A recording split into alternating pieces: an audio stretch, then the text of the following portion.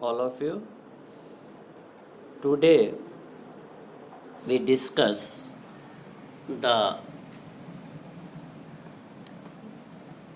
globalization. It is an important topic under the economic reforms since 1991. यह जो पूरा topic है ग्लोबलाइजेशन, जिसे वैश्वीकरण भी कहते हैं, वैश्वीकरण के टॉपिक को हम कई पार्ट में डिवाइड कर सकते हैं। आप देख सकते हैं इस जो आपको पीडीएफ में पहला पार्ट है इस टॉपिक का कि what is globalisation, what is the meaning of globalisation, and the second the history of globalisation, इसका इतिहास क्या है, ग्लोबलाइजेशन कब शुरू हुआ, कब स्टार्ट हुआ, एग्जाम्पल ऑफ ग्लोबलाइजेशन मतलब इसका क्या उदाहरण है, इसके कौन कौन से एग्जाम्पल हैं, ग्लोबलाइजेशन इफ़ेक्ट, ग्लोबलाइजेशन का इफ़ेक्ट कहाँ कहाँ पड़ रहा है, advantage of globalisation in India, भारत को वैश्वीकरण से क्या फ़ायदे मिले, disadvantage of globalisation in India, और भारत को इसका क्या डिसएडवांटेज है, debate on globalisation in India, और सबसे इम्पोर्टेंट जो क्लास 12th के लिए है कि इस पर एक बहस छिड़ी हुई है कि ग्लोबलाइजेशन सही है कि गलत है। तो इस पर एक डिबेट है, कुछ लोग इसके फेवर में हैं, कुछ स्कॉलर इसके अगेंस्ट में हैं। तो हमको इन सारे टॉपिक को इस पार्ट में, इस वीडियो में कवर करना है। तो first of all we define what is globalisation. तो द मीनिंग ऑफ ग्लोबलाइजेशन, इसको कई लोगों ने, कई स्कॉलर्स ने, कई इकोनॉमिक्स ने अलग अलग तरीके से इसको डिफाइन किया। द मीनिंग ऑफ ग्लोबलाइजेशन, तो पहला जो मीनिंग इसका दिया गया, the meaning of globalisation is usually interpreted to indicate the integration of the economy of the nation with the world economy. Important line है कि what is the meaning of globalization? Globalization is a process usually interpreted. It is a process of integration of our economy to world economy. मतलब इसके तहत हम अपनी economy को world economy के से जोड़ते हैं। इंटीग्रेशन मीन्स जोड़ना,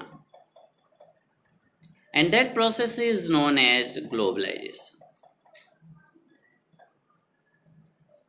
इसका एक दूसरा डिफाइन किया गया कि to put in other words, to put in other words, globalization is the method, it is a method to integration, it is a method to integration and union among people, corporation and government universally. इसका मतलब ये है कि ये एक ऐसा process है जिसमें इंटीग्रेशन किया जाता है, किसका किसका, पीपल का, कॉर्पोरेशन कंपनीज का एंड गवर्नमेंट का, मतलब ये तीनों लोगों का इंटीग्रेशन किया जाता है वर्ल्ड लेवल पे। ग्लोबलाइजेशन एक तीसरे टर्म्स में डिफाइन किया गया कि globalisation means international integration, international integration, opening of the trade, development and advance means of communication, internationalism of financial market, growing importance of MNCs, population migration and more general increased mobility of people, goods, capital, data and idea. ये एक बहुत important line है globalization को define करने के लिए कि what is a globalisation. तो globalization means it is a means of communication international, मतलब ये फाइनेंशियल, इंटरनेशनल फाइनेंशियल मार्केट को जोड़ता है, एमएनसीज को जोड़ता है, और इसके तहत पीपल का माइग्रेशन होता है, पॉपुलेशन का माइग्रेशन होता है। एंड मोस्ट इम्पॉर्टेंट थिंग्स कि it is generally increase the mobility of person, मतलब इसके तहत किसका free mobility of person, goods, capital, data and ideas. इसमें और भी लिस्ट इसमें जोड़ सकते हैं। Technology is a also important thing. So what is a globalization? Globalization is a process which promote the free and fair movement, transfer of person, goods, capital, data and idea and technology। मतलब कि globalisation के अंतर्गत लोगों का free movement होता है, goods का free movement होता है, कैपिटल का फ्री मूवमेंट होता है, इवन डेटा का फ्री मूवमेंट होता है, आइडियाज़ का फ्री मूवमेंट होता है और टेक्नोलॉजी का फ्री मूवमेंट होता है। दैट मीन्स ये जो आइडियाज़ है, ये जो आइडिया है ग्लोबलाइजेशन का, ये मान के चलते हैं कि रिसोर्सेज पे पूरे विश्व का अधिकार है, पूरे वर्ल्ड का अधिकार है। किसी एक पर्टिकुलर पर्सन, किसी एक पर्टिकुलर कंट्री का उसका अधिकार नहीं। और रिसोर्सेज का ऑप्टिमम यूटिलाइजेशन करने के लिए it is necessary to free movement of goods, capital, technology, ideas etcetera.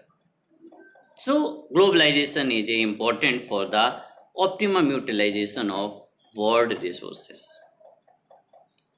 Last में एक जो सबसे इम्पोर्टेंट ग्लोबलाइजेशन को डिफाइन किया गया, वो सबसे इम्पोर्टेंट है जिसको हमको पढ़ना है कि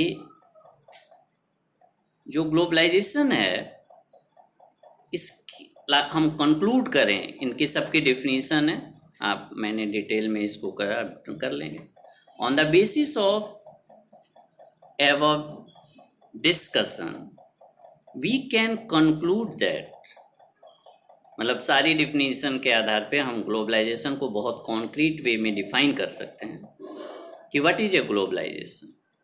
तो globalisation is the outcome of the policies of liberalisation and privatisation. हम दोनों टॉपिक पढ़ चुके हैं कि what is a liberalisation and what is a privatisation. तो globalisation is a outcome, it is a result of liberalisation and privatisation. मतलब जब किसी भी कंट्री में लिबरलाइजेशन और प्राइवेटाइजेशन के प्रोसेस कंप्लीट होते हैं तो उसका जो रिजल्ट आता है that is a globalization. Although globalization is a generally understood to mean integration of the economy of the country with the world economy. That means it is a process of integration of our economy to world economy. It is a complex phenomenon. It is a complex phenomenon.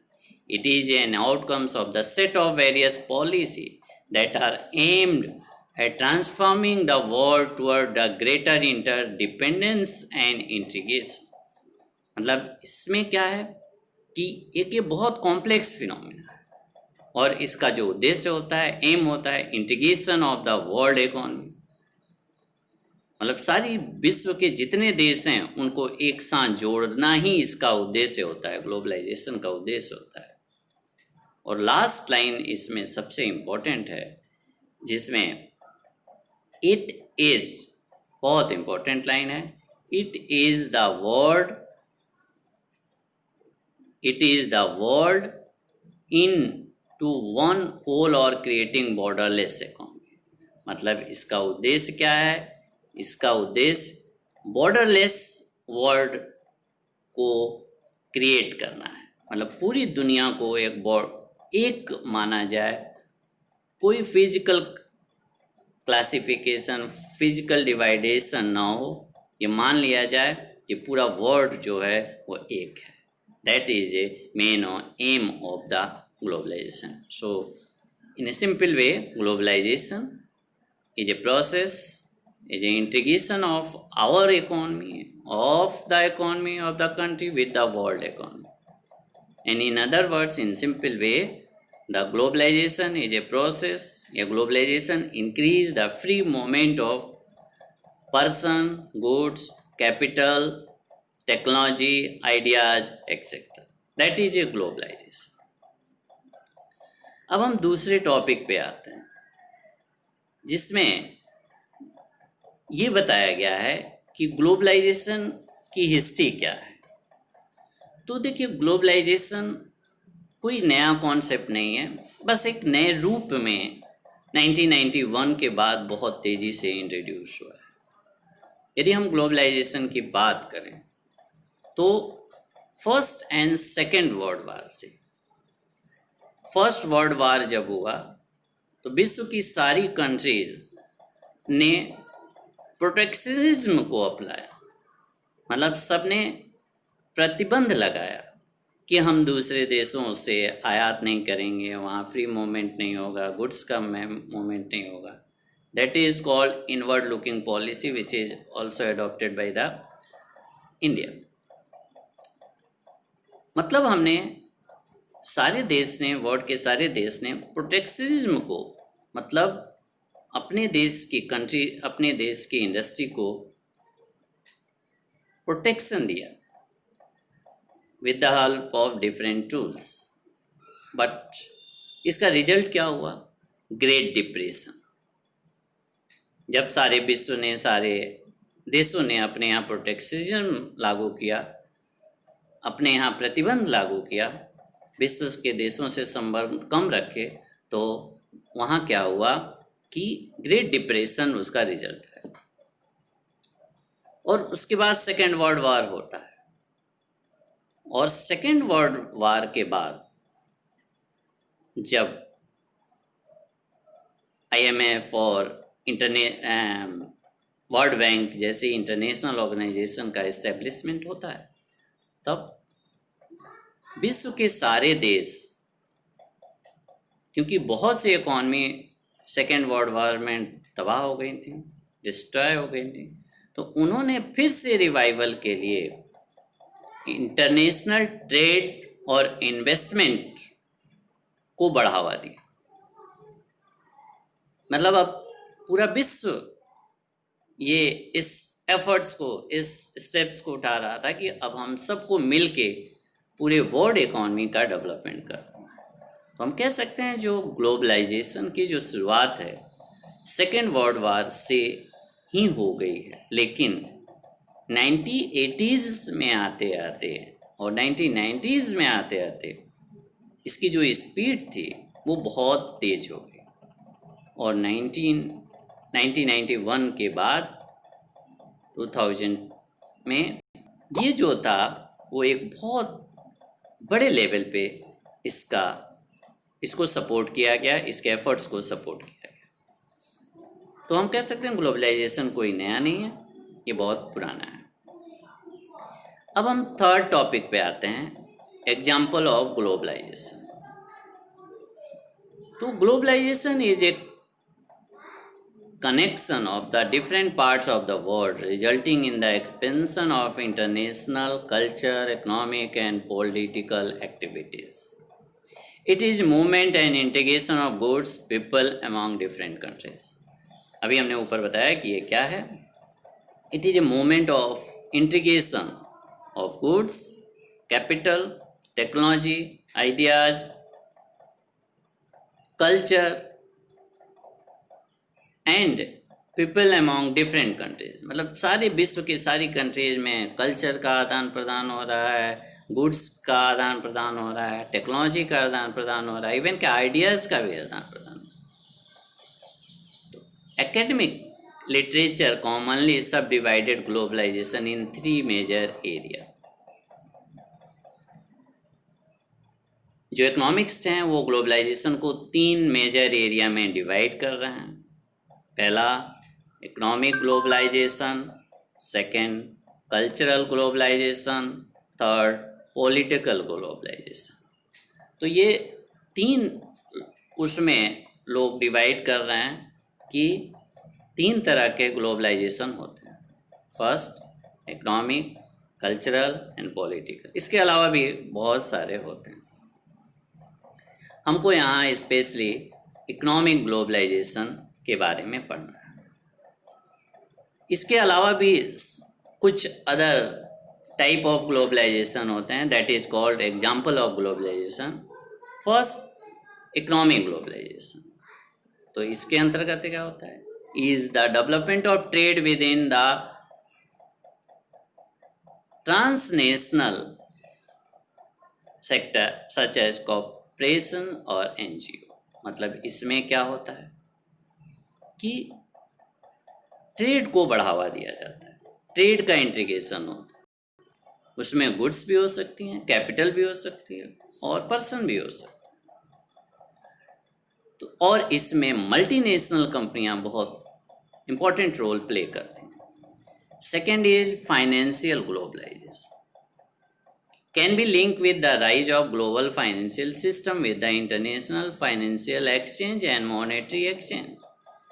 That means इस process के अंतर्गत पूरे world का जो financial market है, stock market है, money market है, bank हैं, इन सब का इंटीग्रेशन होता है। मतलब सब एक दूसरे से जुड़ते हैं। Cultural globalization refers to interpretation of the culture, integration of the culture, which as consequence means adopted principle, beliefs and custom of the other nations losing their unique culture to unique globalized culture। मतलब cultural globalisation में पूरे world की जो culture है एक दूसरे से जुड़ रही हैं। हमारी परंपराएं विश्व के अन्य देशों में मानी जा रही हैं, उसको अडॉप्ट की जा रही हैं। विश्व की जो परंपराएं हैं, जो कल्चर्स हैं, कस्टम्स हैं, उनको भी हम अपने यहाँ अडॉप्ट कर रहे हैं, उनको मान रहे हैं, उनको प्रमोट कर रहे हैं, जो अच्छी चीज़ें हैं।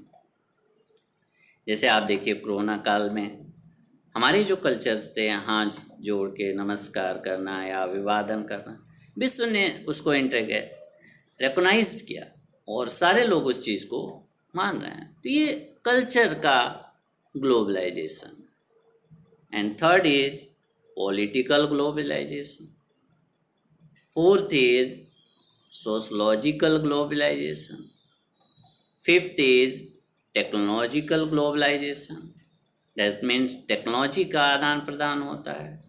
जैसे देखिए आज Facebook, Instagram, Skype, YouTube, WhatsApp, ये सारी डेवलप कंट्रियों के द्वारा डेवलप टेक्नोलॉजी है, बट इसका यूज केवल डेवलप कंट्री नहीं कर रहे हैं, इनका यूज विश्व के सारे लोग, देश कर रहे हैं। दैट इज टेक्नोलॉजिकल ग्लोबलाइजेशन, तकनीकी का globalisation. And fourth is geographical globalization and next is geographical globalization. मतलब जोग्राफिकल इंटीग्रेशन भी हो रहा है। And last is ecological globalization, accounts for idea considering planet Earth as a single globe unity, a common good all societies should protect since weather affect cyclone and we are all protected by the same atmosphere। मतलब क्या आज ecological globalisation होने की वजह से विश्व में कहीं भी क्लाइमेट चेंज होता है तो उसका इफ़ेक्ट विश्व के अन्य देशों पे भी पड़ रहा है। इसको हम समझ सकते हैं कि डेवलपिंग कंट्रियों ने जो अपने यहाँ इंडस्ट्रियलाइजेशन स्टार्ट किया, उसकी वजह से जो क्लाइमेट चेंज हुआ उसका इफ़ेक्ट पुअर कंट्री पे या अंडर डेवलप कंट्रियों पे भी पड़ा। तो globalization, these are the type of globalization या एग्जाम्पल ऑफ ग्लोबलाइजेशन। अब हम इफ़ेक्ट ऑफ ग्लोबलाइजेशन के बारे में थोड़ी सी चर्चा करेंगे कि ग्लोबलाइजेशन का इफ़ेक्ट क्या। तो India is one of the country that succeed significantly after the initiation and implementation of globalization। देखिए, किसी भी चीज़ का इफ़ेक्ट जो होता है वो पॉजिटिव और नेगेटिव दोनों होता है। तो इसका पॉजिटिव इफ़ेक्ट भी है और नेगेटिव इफ़ेक्ट भी है। इंडिया ने ग्लोबलाइजेशन को बहुत तेज़ी से लागू किया और इंडिया के ऊपर दोनों प्रभाव पड़ा, पॉजिटिव भी और नेगेटिव भी। इसको आप पढ़ेंगे। 5th पॉइंट पे हम आते हैं कि ग्लोबलाइजेशन इन इंडियन इकोनॉमी, कि इंडियन इकोनॉमी में ग्लोबलाइजेशन कैसे हो। तो इंडियन इकोनॉमी में जो ग्लोबलाइजेशन हुआ, India society change drastically after the urbanization and globalization. 1991 के बाद इंडिया में ग्लोबलाइजेशन को बहुत तेज़ी से लागू किया गया, इम्प्लीमेंट किया गया, और जिसका परिणाम स्वरूप भारत में अर्बनाइजेशन और ग्लोबलाइजेशन की वजह से इंडियन सोसाइटी में चेंज हुआ। Economic policies had direct influence in form of basic framework of the economy. Economic policy established and administered by the government also perform an essential role in planning level of saving, employment, income and investment in the society। मतलब उसके बाद, globalisation के बाद इसमें बहुत ज़्यादा परिवर्तन हुआ, हमारी सोसाइटी को बहुत ज़्यादा इफेक्ट हुआ। इसके डिटेल को हम पढ़ें कि इसका क्या इफ़ेक्ट हमारी इकॉनमी पे हुआ। तो हम नेक्स्ट टॉपिक पे आते हैं, एडवांटेज ऑफ ग्लोबलाइजेशन, कि इंडियन इकॉनमी में जो ग्लोबलाइजेशन का पार्ट शुरू हुआ उसका क्या एडवांटेज है। तो जो पहला एडवांटेज है, कई एडवांटेज हैं, कई पॉजिटिव इम्पैक्ट है, कई नेगेटिव इम्पैक्ट है। तो हम पॉजिटिव की बात कर रहे हैं। इंक्रीज इन एम्प्लॉयमेंट, मतलब due to globalization the employment in India has been increase. मतलब ग्लोबलाइजेशन के तहत हमने डिफरेंट पॉलिसीज़ एडॉप्ट की, जिसकी वजह से हमारे यहाँ एम्प्लॉयमेंट बढ़ गया, क्योंकि फॉरेन कंपनीज आई, यहाँ प्रोडक्शन शुरू किया और इसकी वजह से हमारे यहाँ एम्प्लॉयमेंट बढ़ा। एक और टर्म है जिसके वजह से हमारे यहाँ एम्प्लॉयमेंट बढ़ा, वो है आउटसोर्सिंग। तो आउटसोर्सिंग ने भी एम्प्लॉयमेंट इंक्रीज किया। आउटसोर्सिंग क्या है, इसके एग्जाम्पल क्या हैं, इसको हम नेक्स्ट वीडियो में देखेंगे। Second is increase in compensation. Second is increase in compensation. After globalization, the level of compensation has increased as compared to domestic companies due to the skill and knowledge of foreign companies offer. These opportunities also engage as an alternation of management structure। मतलब पहले की तुलना में हमारे यहाँ globalisation की वजह से जो मैनेजमेंट स्ट्रक्चर था वो ज़्यादा अच्छा हुआ। And the third and very important things, a very important effect of the globalization, positive effect of the globalization, high standard of living and better purchasing power. That means with the outbreak of globalization, Indian economy and the standard of living of individual has increased. Due to globalization, the standard of living of the people in India has increased. This change is notified with the purchasing behavior of a person. और इसको we can judge, we can measure to purchasing power or behavior of the person. especially with those who are associated with foreign companies. Hence, many cities are undergoing a better standard of living along with business development. Wealth generation across Indian cities has enhanced since globalization has fully hit the nation. You can notice an improvement in the purchasing power for individual, especially those working under foreign organization. मतलब globalization की वजह से जब foreign companies India में आई, उसके वजह से हमारे कई सिटीज़ का जो लिविंग स्टैंडर्ड है, परचेजिंग पावर है, वो बढ़ गया। इसका आप एग्जांपल ले सकते हैं, नोएडा, बेंगलोर, चेन्नई, मुंबई, गुड़गांव जैसा छोटे छोटे शहर, गुड़गांव जैसे छोटे शहर आज वर्ल्ड क्लास के सिटीज़ बन गई हैं, क्योंकि वहाँ ग्लोबलाइजेशन की वजह से फॉरेन कंपनीज आईं, वहाँ के लोगों की परचेजिंग पावर बढ़ी और जिसकी वजह से लिविंग स्टैंडर्ड बढ़ गया। लिविंग स्टैंडर्ड मतलब अब वो ज़्यादा गुड्स एंड सर्विसेज परचेज कर रहे थे। तो ये कुछ पॉजिटिव इम्पैक्ट हैं। इसके अलावा भी कई और भी हम इसमें पॉइंट ऐड कर सकते हैं। Due to globalization increase the foreign exchange reserve in India. Due to globalization, increase the inflow of foreign capital in India. Due to globalization, it's increased the technology in the production and in another areas.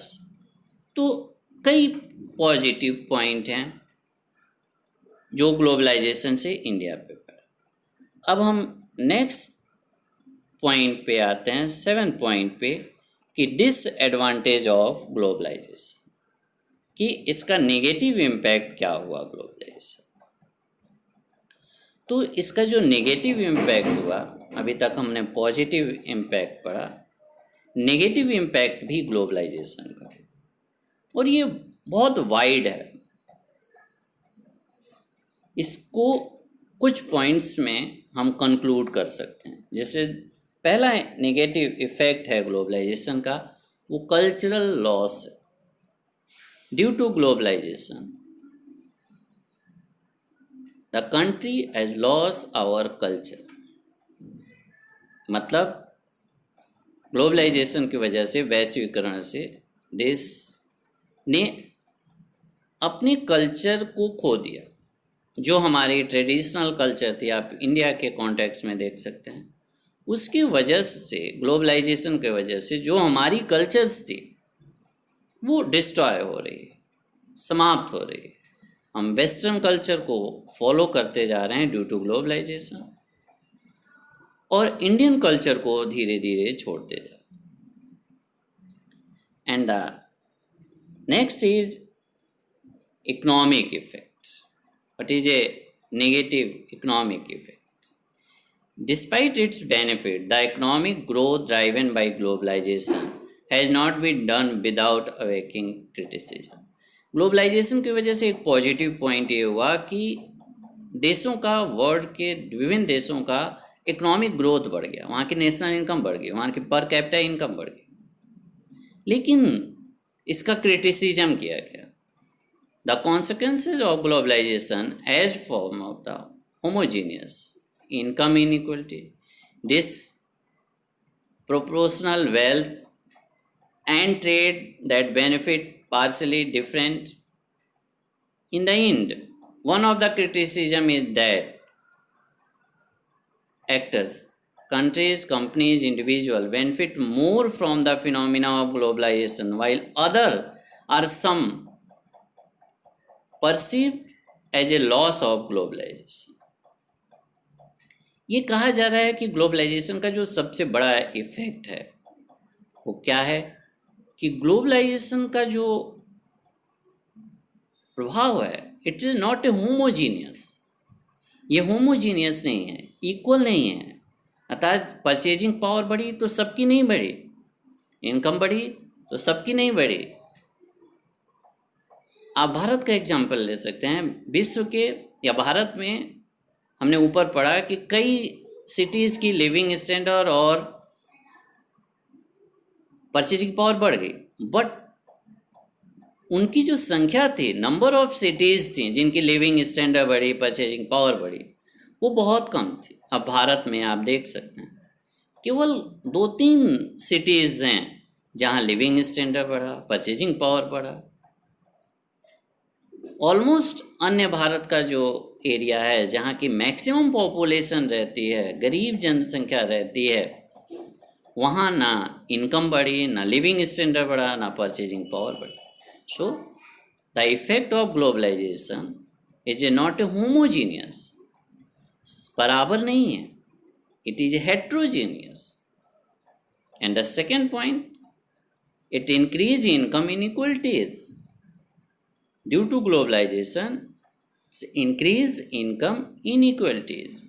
मतलब globalization की वजह से income inequalities बढ़ी, कुछ लोगों की salary बहुत ज़्यादा बढ़ गई और कुछ लोगों की सैलरी उतनी नहीं बढ़ी जितना कि उनकी बढ़ी। दूसरा, डिस्प्रपोर्शन ऑफ वेल्थ, और वेल्थ जो इंक्रीज हुई विश्व के देशों में या लोगों का, वो इक्वल प्रोपोर्शन में नहीं था। कुछ लोगों की वेल्थ बहुत ज़्यादा बढ़ गई। आप देख सकते हैं कि ग्लोबलाइजेशन के एरा में रिलायंस, अडानी, बिरला जैसे ग्रुप की इनकम बहुत तेज़ी से बढ़ी। इन कंपनियों की इनकम, वेल्थ बहुत तेज़ी से बढ़ी, जबकि पब्लिक सेक्टर की जो कंपनियां थीं उनकी वेल्थ में कोई इंक्रीजमेंट नहीं हुआ। तो ये डिसप्रोपोर्शनल था। And trade the benefit parties differently, और जो व्यापार से भी जो लाभ हुआ वो पार्शियली था, अलग अलग था। कुछ लोगों को बहुत, कुछ कंट्रीज़ को बहुत फ़ायदा हुआ, कुछ कंट्री को फ़ायदा नहीं। ग्लोबलाइजेशन का एक और जो क्रिटिसिज्म किया जाता है कि ग्लोबलाइजेशन से केवल उन्हीं लोगों को फ़ायदा हुआ जो इसके एक्टर्स थे, सम एक्टर्स। और एक्टर्स कौन थे? Countries, companies and individuals. जो ग्लोबलाइजेशन में पार्टिसिपेट कर रहे थे उन्हीं से इनका फ़ायदा हुआ। एक फैक्ट्स दे रहे हैं कि जितना ग्लोबलाइजेशन की वजह से इनकम जनरेट हुई, वेल्थ जनरेट हुई, उसका 82% जो इनकम और वेल्थ है, it's goes on 1% of the population. मतलब ग्लोबलाइजेशन में जितनी इनकम बढ़ी उसका 82% जो इंक्रीजमेंट है, it's goes only 1% of the population. That means 99% of the population are not benefited by the globalization। उनको कोई फ़ायदा नहीं हुआ ग्लोबलाइजेशन। ग्लोबलाइजेशन का आप इस फिगर में देख सकते हैं। ग्लोबलाइजेशन का एक सबसे बड़ा इम्पैक्ट नेगेटिव इफेक्ट है। हमने इंडस्ट्रियलाइजेशन को बढ़ावा दिया, ट्रेड को बढ़ावा दिया, वॉल्यूम ऑफ ट्रेड बढ़ा, गुड्स का प्रोडक्शन बढ़ा, जिसका रिजल्ट आप देख सकते हैं। इस बच्चे ने मास्क लगाया, एनवायरमेंटल डिग्रेडेशन। पूरे विश्व के सभी देशों को इस समस्या से जूझना पड़ रहा है। ग्लोबल इफेक्ट हुआ ग्लोबलाइजेशन का कि जो हमारा इन्वायरमेंट था उस पर बहुत बड़ा नेगेटिव इफेक्ट पड़ा, और उसका जो प्रभाव हुआ वो विश्व के सारे देशों पे, सारे व्यक्तियों पे पड़ा। तो ये एक बहुत इम्पोर्टेंट चीज़। अब हम 8th पॉइंट पे आते हैं इस चैप्टर के, कि ग्लोबलाइजेशन पे डिबेट हो रही है। Some scholars in the favour of globalisation and some scholar against of the globalization. कुछ कहते हैं कि नहीं, ग्लोबलाइजेशन सही है, होना चाहिए, और कुछ लोग कहते हैं कि नहीं, ग्लोबलाइजेशन गलत है। काफ़ी कुछ बातें हम लोग ऊपर एडवांटेज एंड डिसएडवांटेज में पढ़ चुके हैं, लेकिन एक यहाँ फिर से कंक्लूड कर रहे हैं हम लोग कि ग्लोबलाइजेशन के फेवर में क्या है?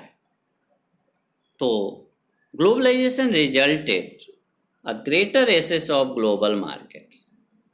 जो फेवर में बात कर रहे हैं वो लोग कह रहे हैं कि due to globalization we greater maximum access of global market, मतलब हम पूरे विश्व के मार्केट को अच्छी तरीके से यूज कर सकते हैं, उसको एसेस कर सकते हैं। And the second, advanced technology. Globalization की वजह से टेक्नोलॉजी में एडवांसमेंट हुआ, जिससे गुड्स की क्वालिटी में इंक्रीज हुआ, तो it is a benefit of globalisation. And third, better future prospect for large industry of developing countries to become important player in international area। ये कहा गया कि ग्लोबलाइजेशन की वजह से जो डेवलपिंग कंट्री की जो कंपनीज थी उनको एक मौका मिला एक बड़ी कंपनी, एक एमएनसीज बनने का। इसका आप एक एग्जांपल ले सकते हैं, रिलायंस ग्लोबलाइजेशन की वजह से आज एक वर्ल्ड लेवल की कंपनी बनने जा रही है। इसके अलावा फेवर में लोग कहते हैं कि रिसोर्सेज का ऑप्टिमम यूटिलाइजेशन होगा, ट्रेड बढ़ने की वजह से एम्प्लॉयमेंट बढ़ेगा, लिविंग स्टैंडर्ड बढ़ेगा, परचेजिंग पावर बढ़ेगी। These are the some points in the favor of globalization. And now some scholars criticize the globalization. That means they are against the globalization. Globalization has criticized by some scholars because according to them, वो क्यों criticise कर रहे हैं? वो इसलिए criticise कर रहे हैं कि the benefit of globalization accrue more to develop country as they are able to expand their market in other countries. कि जो ग्लोबलाइजेशन हुआ, वैश्वीकरण हुआ, उसका जो लाभ है, बेनिफिट है, it's goes on only develop country. क्यों? क्योंकि उनका जो मार्केट था वो सेचुरेट हो चुका था, तो उनको एक नए मार्केट की तलाश थी और ग्लोबलाइजेशन ने उनको एक नया मार्केट, एक नया प्लेटफॉर्म दिया जहां वो अपने गुड्स को, सर्विसेज को सेल कर सकते। So the benefit of globalisation goes only develop country. Under develop कंट्रियों को इससे कोई फ़ायदा नहीं हुआ। तो ये एक बहुत बड़ा पॉइंट है जो कि ग्लोबलाइजेशन के अगेंस्ट में बात की जाती है। दूसरा जो ग्लोबलाइजेशन में कहा जाता है, the compromise of welfare of people belonging to developing countries. और ये जो ग्लोबलाइजेशन हो रहा है, कंपनियां बढ़ रही हैं, ट्रेड बढ़ रहा है, it is A cost of the welfare of the developing country people, poor people. ये किसके उस पे हो रहा है? ग्लोबलाइजेशन की वजह से चीपर लेबर मिल रहा है, और जो चीपर लेबर है, सस्ता लेबर है, वो कौन है? पुअर पीपल, डेवलपिंग कंट्रियों से आते हैं, और उनको कम वेज देकर हम डेवलपमेंट कर रहे हैं, ग्लोबलाइजेशन को प्रमोट कर। And the third, market driven globalization increase the economic disparities among nation and people। और ये जो ग्लोबलाइजेशन है, it is A market driven, मतलब ये मार्केट को एक्सपेंड करता है, डेवलप करता है, और इसकी वजह से जो ग्लोबलाइजेशन हो रहा है, वैश्वीकरण हो रहा है, it increase the economic disparities, it increase the income inequality, it increase the wealth inequalities among nation and people। मतलब ये दो कंट्री के बीच भी इनकम इनइक्वलिटी डेवलप कर रहा है, वेल्थ इंक्रीज कर रहा है, और प्लस पीपल के बीच भी ये इनकम इनइक्वलिटीज़ को डेवलप कर रहा है। तो these are the points under the globalization. Students, इसमें कुछ क्वेश्चन दिए गए हैं, आप सभी इन क्वेश्चंस को आप कॉपी में नोट करेंगे और यदि कोई डाउट है तो आप हमसे संपर्क कर लेंगे।